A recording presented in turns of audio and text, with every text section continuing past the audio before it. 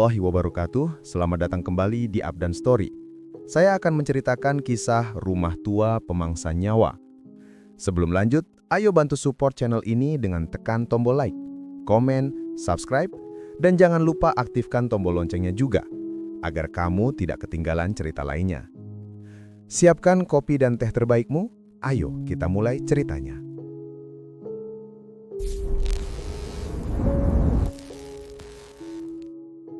Yang jauh dari hiruk-pikuk kota, berdiri sebuah rumah tua peninggalan zaman kolonial. Rumah itu sudah lama ditinggalkan, namun tetap tegak dengan cat yang terkelupas, atap genteng yang retak, dan jendela-jendela kayu yang seakan menatap siapapun yang berani mendekat. Warga sekitar menyebutnya sebagai rumah larangan, tempat di mana orang-orang yang masuk seringkali tidak kembali dengan keadaan yang sama. Malam itu, seorang pemuda bernama Arman nekat mendatangi rumah tersebut. Konon, ia ingin membuktikan bahwa semua cerita hanyalah omong kosong. Ia datang seorang diri, hanya ditemani lampu senter kecil dan keberanian yang lebih mirip kesombongan. Begitu melangkah masuk, udara di dalam terasa jauh lebih dingin daripada di luar. Bau lembab bercampur dengan aroma anyir menyeruak dari dinding-dinding kusam yang dipenuhi lumut. Lantai kayu tua berderit setiap kali diinjak, seakan memberi peringatan agar ia segera pergi. Namun Arman terus melangkah, menelusuri ruang demi ruang, hingga tiba di sebuah lorong panjang yang seolah tak berujung. Di ujung lorong itu terdapat sebuah pintu besar yang warnanya telah pudar menjadi kehitaman. Arman merasa ada sesuatu yang memanggilnya dari balik pintu tersebut. Dadanya berdegup kencang, tapi kakinya terus maju tanpa bisa ia kendalikan. Dengan tangan gemetar, ia mendorong pintu itu perlahan. Suara engsel berdecit panjang, seperti jeritan makhluk yang kesakitan. Di dalam ruangan itu, ia melihat kursi goyang tua yang bergerak sendiri, perlahan maju mundur seakan ada seseorang yang sedang duduk di atasnya. Arman menyorotkan senternya, namun cahaya itu tidak menyingkap siapapun di sana.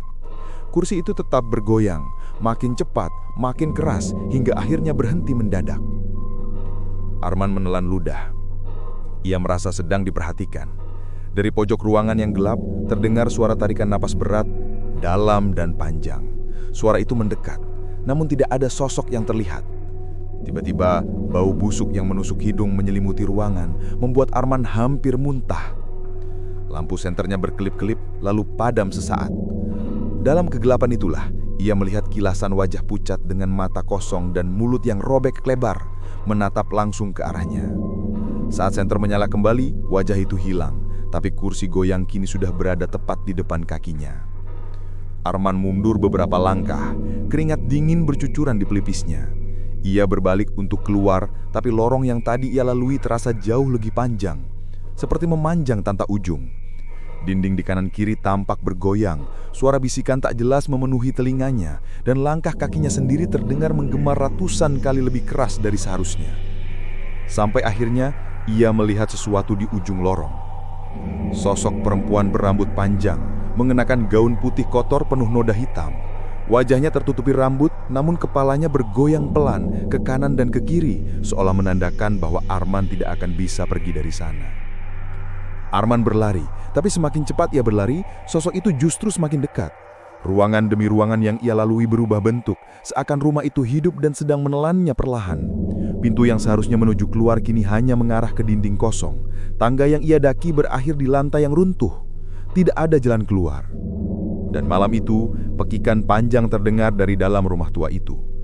Warga desa yang tinggal di sekitar menutup jendela rapat-rapat, pura-pura tidak mendengar apapun.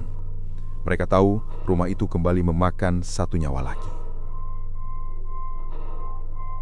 Pulangnya Arman, rumah tua itu kembali menjadi bahan bisikan di warung kopi desa. Beberapa warga mengaku mendengar jeritan samar. Ada juga yang bersumpah melihat bayangan seseorang melambai dari jendela lantai 2. Namun seperti biasa, tak seorang pun berani mendekat. Seolah sudah menjadi kesepakatan tak tertulis. Rumah itu tidak boleh diganggu. Namun, 2 hari setelahnya, seorang pemuda lain bernama Denny justru datang mencari Arman. Ia adalah sahabat dekatnya yang tak percaya begitu saja cerita-cerita menyeramkan dari warga. Denny tahu, Arman punya kebiasaan nekat. Mungkin ia hanya sedang bersembunyi untuk menakut-nakuti. Maka, dengan tekad setengah ragu, Denny memutuskan masuk ke rumah itu di siang bolong.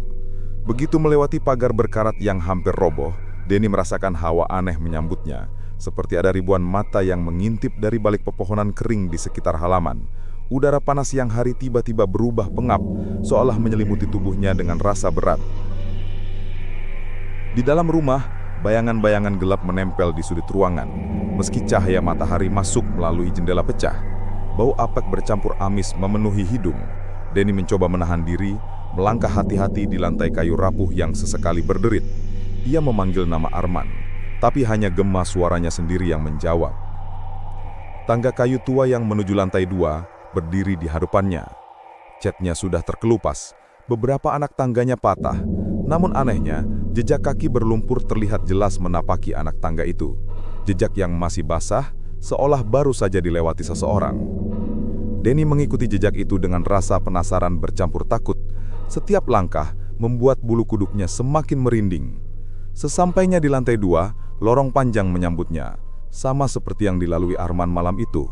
Udara di sini lebih dingin, dan dari ujung lorong terdengar bunyi kursi berderit pelan, naik turun, berulang-ulang. Ia mendekat, dan benar saja, kursi goyang tua itu bergerak sendiri. Bedanya, kali ini ada sesuatu di atasnya. Sesosok tubuh manusia, duduk dengan kepala tertunduk.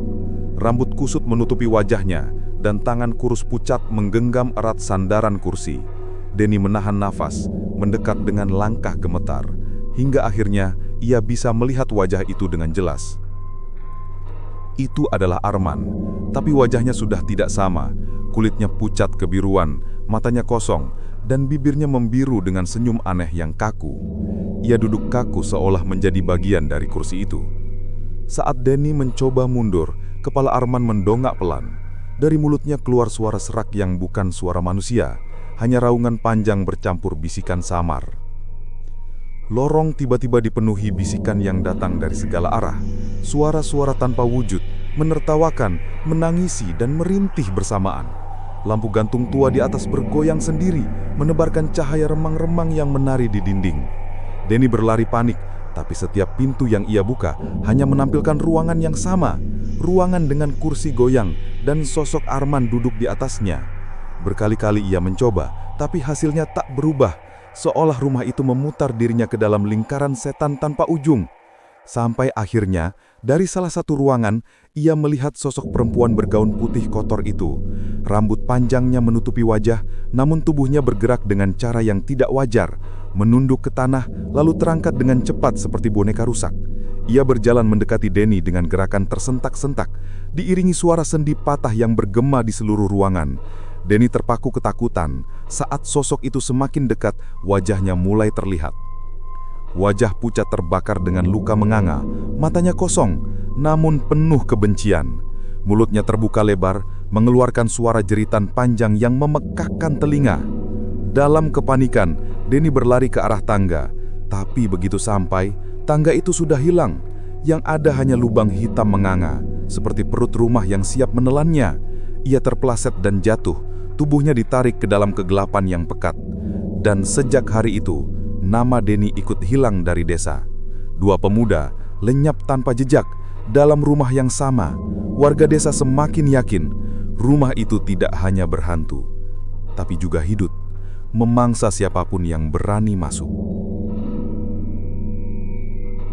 Kabar hilangnya dua pemuda membuat desa itu semakin dicekam ketakutan. Warga menutup diri, enggan membicarakan rumah tua itu terlalu lama, seakan sekadar menyebutnya bisa mengundang malapetaka. Namun larangan dan ketakutan justru membuat rasa penasaran sebagian orang semakin besar.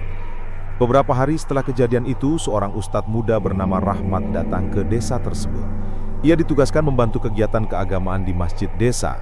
Saat mendengar cerita tentang rumah terkutuk itu, ia semula menganggapnya hanya tahayul. Namun keganjilan mulai ia rasakan sendiri. Pada malam-malam tertentu, terutama menjelang tengah malam, suara azan samar terdengar dari arah rumah tua itu. Bukan azan yang indah, melainkan lantunan sumbang, parau, dan bergetar, seolah berasal dari tenggorokan yang rusak. Suara itu membuat orang yang mendengarnya merinding dan tak bisa tidur. Rahmat merasa terpanggil untuk mencari tahu. Dengan membawa senter dan tasbih, ia memberanikan diri mendekati rumah itu. Dari luar, rumah tersebut terlihat jauh lebih besar daripada yang dibayangkan. Pohon-pohon kering di sekitarnya menjulang seperti tangan hitam yang siap meraih siapapun yang masuk. Udara dingin membungkus tubuh, membuat napasnya keluar dalam kabut putih tipis. Begitu melangkah masuk, Rahmat membaca doa dalam hati. Namun doa itu serasa tertelan hampa. Suara berbisik segera terdengar semakin jelas dari setiap sudut ruangan, seperti ratusan orang berbicara bersamaan, tapi tak satu pun kata yang bisa dipahami. Di ruang tamu, ia melihat sesuatu yang membuat langkahnya terhenti. Di dinding kusam yang penuh retakan, terdapat puluhan coretan tangan berwarna hitam. Coretan itu membentuk simbol-simbol aneh, melingkar dan bertumpuk seperti ritual kuno. Beberapa coretan bahkan terlihat basah, seolah baru saja dibuat. Rahmat menyusuri lorong menuju tangga. Lantai kayu berderit dan setiap kali ia menoleh ke belakang, bayangan hitam samar tampak mengikuti, mendekat namun menghilang saat disorot senter. Di lantai 2, ia menemukan sebuah pintu kamar yang terbuka setengah. Dari dalam terdengar suara tangisan lirih seorang perempuan. Ia melangkah mendekat dengan hati-hati, pintu itu bergoyang pelan lalu terbuka lebar. Di dalamnya terlihat ranjang tua berdebu dengan sprei sobek, dan di atasnya seorang perempuan duduk membelakangi. Rambut panjang menutupi wajahnya, bahunya berguncang seiring tangisan. Rahmat mencoba menahan rasa takut, tapi tubuhnya gemetar. Saat ia melangkah lebih dekat, perempuan itu berhenti menangis. Kepalanya perlahan menoleh ke belakang, lebih jauh dari batas normal manusia. Wajah pucat penuh luka menatap Rahmat dengan mata kosong yang memerah. Mulutnya terbuka lebar hingga pipinya robek. Jeritan melengking memenuhi kamar, membuat kaca jendela pecah bersamaan. Angin dingin menerpa, membawa bau busuk yang menusuk. Rahmat terhuyung, menutupi telinganya, tapi suara itu menusuk langsung ke dalam kepala. Tiba-tiba, dari bawah ranjang, tangan-tangan hitam kurus menjulur meraih kakinya, menariknya dengan kekuatan yang tak seharusnya dimiliki makhluk manusia. Rahmat berusaha melepaskan diri, namun semakin ia melawan, semakin kuat cengkraman itu. Dalam kepanikan, ia menoleh dan di sudut kamar, ia melihat sosok Arman dan Denny berdiri diam, dengan wajah pucat berbiru dan mata kosong. Mulut mereka bergerak seolah ingin bicara, namun yang keluar hanyalah bisikan panjang yang bercampur dengan suara tangisan perempuan itu. Rahmat mencoba membaca doa keras-keras, namun suaranya tercekak. Lidahnya terasa kaku, seakan ada yang menahannya dari dalam. Bayangan hitam mulai merayap di dinding, menutup cahaya senter, menyelimuti kamar dalam kegelapan pekat. Dan saat kegelapan itu menelan segalanya, Rahmat hanya sempat merasakan dingin yang menusuk tulang, lalu tubuhnya seakan jatuh ke dalam ruang hampa yang tak berujung. Keesokan paginya, tasbih Rahmat ditemukan di halaman rumah tua itu, basah oleh darah yang sudah mengering. Namun jasadnya tak pernah terlihat lagi. Rumah itu kini telah menelan 3 jiwa, dan bisikan tentang kutukan yang menempel padanya semakin menguat. Warga yakin rumah itu bukan hanya tempat tinggal biasa, melainkan pintu ke sesuatu yang jauh lebih gelap. Setelah 3 orang hilang tanpa jejak, rumah tua itu menjadi terlarang sepenuhnya. Tidak ada warga yang berani mendekat, bahkan sekedar melintas di depannya pada siang hari pun mereka enggan. Namun, cerita yang beredar justru sampai ke telinga seorang peneliti supranatural dari kota bernama Surya.